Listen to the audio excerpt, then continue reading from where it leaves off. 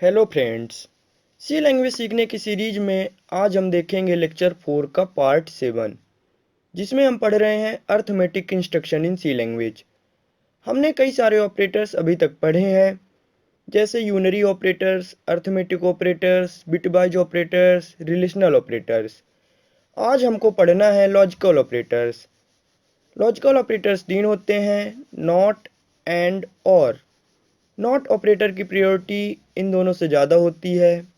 इसी प्रकार and operator की प्रायोरिटी और ऑपरेटर से ज़्यादा होती है। याद ये रखना है कि नॉट ऑपरेटर यूनरी ऑपरेटर भी है। इसको अपना काम करने के लिए एक ऑपरेंड की ज़रूरत होती है, और नॉट ऑपरेटर यूनरी ऑपरेटर होने के कारण ही नॉट ऑपरेटर की प्रायोरिटी सबसे अधिक होती है। इसका काम होता है ट्रुथ वैल्यू को बदल देना, यानी जो भी स्टेटमेंट है उसकी ट्रुथ वैल्यू ट्रू है तो फॉल्स कर देना, और फॉल्स है तो ट्रू कर देना। एंड ऑपरेटर का बिहेवियर देखिए। एंड ऑपरेटर बाइनरी ऑपरेटर होते हैं। इसका मतलब इसको दो स्टेटमेंट चाहिए ऑपरेंड्स के तौर पर। इसी प्रकार और ऑपरेटर देखिए। और ऑपरेटर का कहना है कि दोनों स्टेटमेंट में कोई एक स्टेटमेंट ट्रू हो जाता है तो रिजल्ट ट्रू आएगा। जब दोनों स्टेटमेंट फॉल्स होंगे तभी रिजल्ट फॉल्स आएगा। इन बातों को समझने के लिए हम कोडिंग के थ्रू समझते हैं। मैंने दो वेरिएबल बनाया, x कॉमा वाई।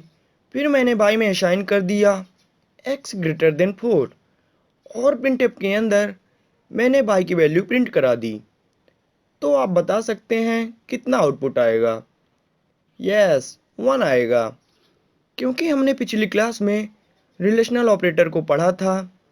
तो प्रोग्राम जब रन होगा तो इस x की जगह 5 आ जाएगा, यानी 5 ग्रेटर देन 4 1, बिकॉज ये ट्रू है। अब मैं इसमें नॉट लगा दूं तो क्या होगा? नॉट लगा देने से रिजल्ट इन्वर्ट हो जाएगा। इसमें तीन ऑपरेटर लगे हैं: असाइनमेंट, नॉट और ग्रेटर देन। तो नॉट ऑपरेटर की प्रायोरिटी इन दोनों से अधिक है। नॉट ऑपरेटर का ऑपरेंड x ग्रेटर देन 4 नहीं है, केवल x है, और x की वैल्यू है 5। याद रखिएगा, 0 को छोड़कर सभी वैल्यू ट्रू मानी जाती हैं, मतलब 5 को ट्रू माना जाएगा। तो सॉल्व होगा नॉट ऑपरेटर, और इसका ऑपरेंड है ट्रू, यानी इसको फॉल्स बना देगा। फॉल्स का मतलब है 0। तो नॉट x की वैल्यू हो गई 0, और 0 ग्रेटर देन 4 हो गया फॉल्स, यानी रिजल्ट आएगा 0।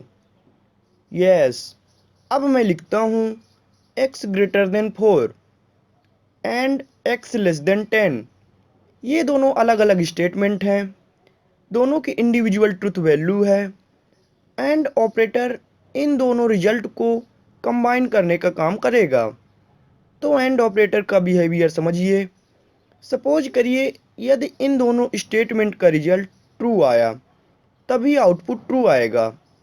यदि इन दोनों में से किसी एक का रिजल्ट फॉल्स आ गया तो आउटपुट फॉल्स आएगा।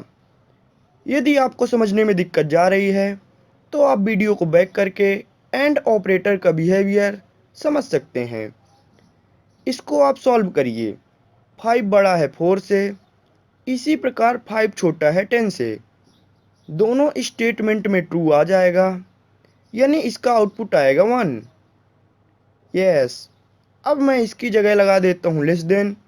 तो पहली कंडीशन होगी फॉल्स, यानी आगे चेक करने की ज़रूरत नहीं है, इसका रिजल्ट आएगा 0। यस, अब हम इसकी जगह कर देते हैं और ऑपरेटर का बिहेवियर हम देख चुके हैं।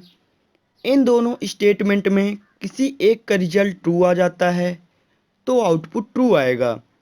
आउटपुट फॉल्स कब आएगा? जब दोनों स्टेटमेंट फॉल्स होंगे तभी आउटपुट फॉल्स आएगा। हम इसको सॉल्व करते हैं। 5 छोटा है 4 से, फॉल्स आ जाएगा। आगे देखते हैं, 5 छोटा है 10 से, ट्रू आ जाएगा। तो टोटल रिजल्ट ट्रू यानी 1 आएगा। यस, तो इस तरीके से हमने लॉजिकल ऑपरेटर्स को कंप्लीट कर लिया।